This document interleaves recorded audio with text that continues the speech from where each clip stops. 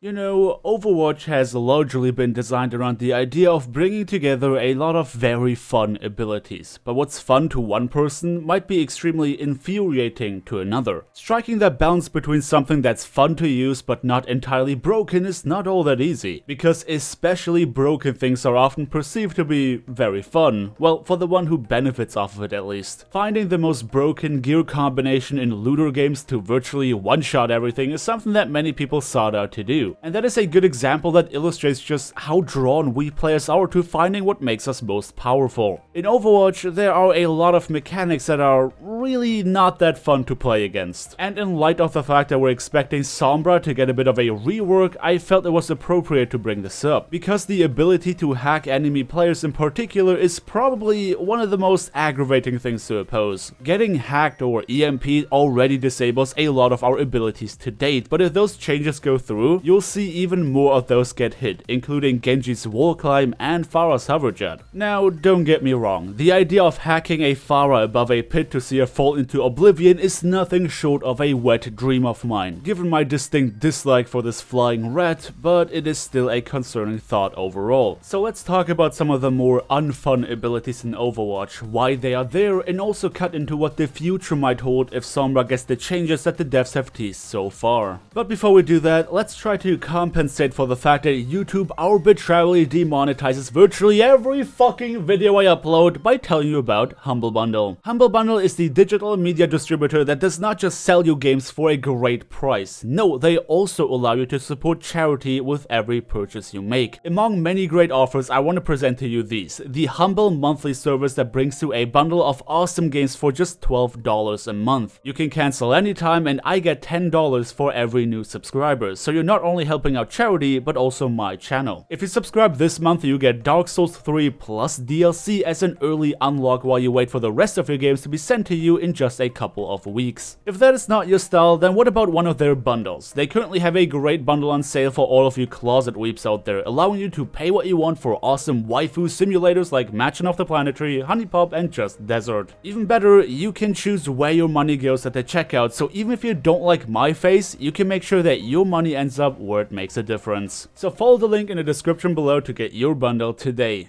When talking about some of the most unfun abilities in Overwatch, a couple of very obvious examples come to mind. Mei's ability to freeze you in place, Roadhog's hook, or anything that can boop you off of the map. In many games, there are three things in particular that are often considered very annoying and unfun. The first one would be crowd control abilities, otherwise known as CC. Those abilities include anything that's causing a loss of control, like the aforementioned freeze, but also any type of stun ability or movement impairment. Naturally, the reason that those abilities are so unfun to play against is because it feels like you're not getting a fair shot at outplaying the opposition. There are some MMOs, for example, that had to deal with the problem of CC chains that will lock your character in place almost long enough to decimate your entire HP pool. And such cases are also present in Overwatch. If you get flashbanged by McCree, you can be pretty sure that you're either taking a chunk of damage or you're getting insta-clapped outright if you're not a tank. Freezing is obviously one of the more egregious examples because it starts with a movement impairment to then lock you out into a hard CC, not allowing you to react whatsoever and giving the enemy player more than enough time to decimate you. Crowd control abilities in many games are considered a very valuable resource. For one, they are a tool that allows players to reduce the mechanical prowess necessary to take out their opposition. If McCree did not have a flashbang and instead had to entirely rely on just popping shots, then that would make him far less accessible to players who are not skilled enough. But besides that, crowd control is important to diffuse otherwise very powerful abilities as a countermeasure. In Overwatch and other MOBA type games, mobility is often a very powerful tool. Crowd control abilities allow you to even the playing field and take a player out of their beloved position of superior mobility. And in Overwatch specifically, crowd control also allows you to interrupt a number of ultimate abilities, those that otherwise would not have a heck of a lot of counterplay. If you're designing a cast of characters, there's a pool of basic abilities that you can usually draw from. Damage mitigation, crowd control, mobility, burst damage, and the list goes on and on. Long story short is that, as annoying as crowd control abilities are, they are a very important tool to keep other very powerful abilities under control. If crowd control did not exist, mobility would be infinitely more powerful, and ultimates would literally turn into the Q to win buttons that we make them out to be. Now that we have covered crowd control abilities, let's talk about another thing that prides itself as the reason for many broken keyboards that have been tossed out a window in a fit of rage. Repositioning tools, which is a fancy name I came up with for the tried and true boobs that we know and despise in Overwatch. Getting booped or otherwise repositioned against your will is a very aggravating thing for many reasons. For one, we're getting back to the loss of control problem that makes CC so annoying. Furthermore, they feel like very cheap escape tools. Getting back to our MMO example, getting pushed away is often used in a desperate attempt of getting melee classes off of your heals so you can run away. That, together with movement impairing abilities and speed buffs, is the reason for my keyboard delivery subscription. Repressed memories aside, most repositioning tools in Overwatch are used more offensively than defensively. In fact, they tie very closely into the map design of the game. Many maps favor heroes who have such abilities because of the bottomless pits that have been placed near objectives.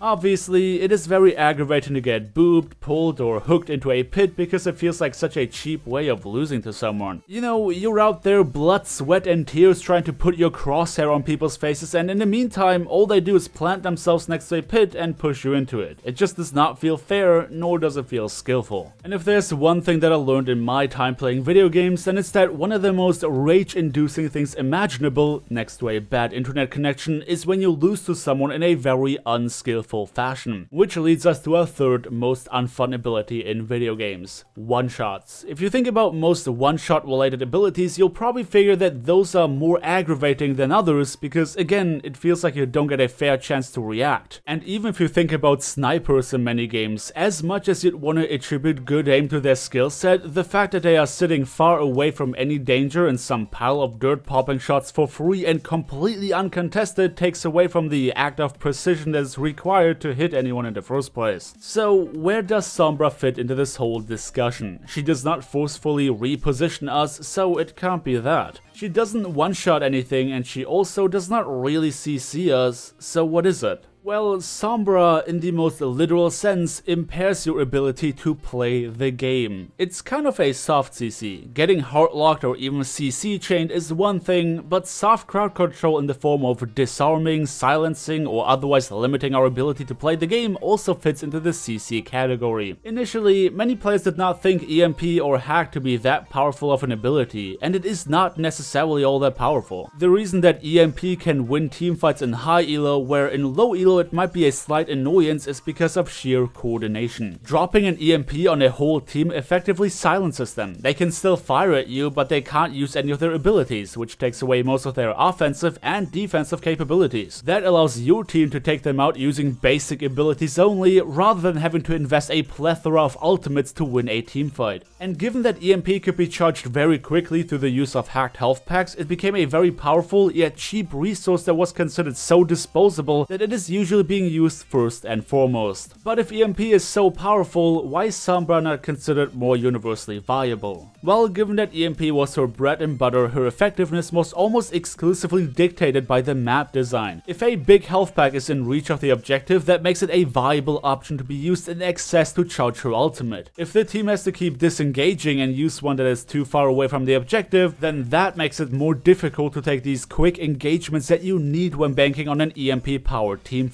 That's why Sombra is usually pretty popular on 2CP maps, particularly on the second point. There's usually at least one big health pack pretty much right next to the objective that allows your team to keep farming it while still pressuring what you're after, the point. If we're taking a look at some of the changes that have been proposed by the development team, we can pretty safely suggest that her utility is going to change quite drastically. With hacked health packs no longer charging her ultimate, she won't be able to fill that DPS healer hybrid spot anymore, which was really her only utility because her only form of mobility made her a subpar DPS choice, given that she could only avoid damage by hard disengaging. She was lacking sustainability in that regard. Now, the change to her translocator that allows her to be out in the fray longer does not necessarily address that problem, but it could cause another. You see, her mobility is still going to be tied to a hard disengage, which means that she is still lacking sustainability in the damage department, but her damage is also not high enough to be considered considered a pick hero, but it could become a problem in the sense that it is a get out of jail free card that allows a Sombra player to overextend to their heart's desire with very little reason to be afraid of anything. They could very well go for risky plays into the backline because they can always translocate if things get too hot. Naturally, the implications of these changes are too hard to predict without seeing them played out in the actual game, so I don't really want to dive deeper into this than we already have, but if we take a look at the changes to her hack, that is the truly concerning part.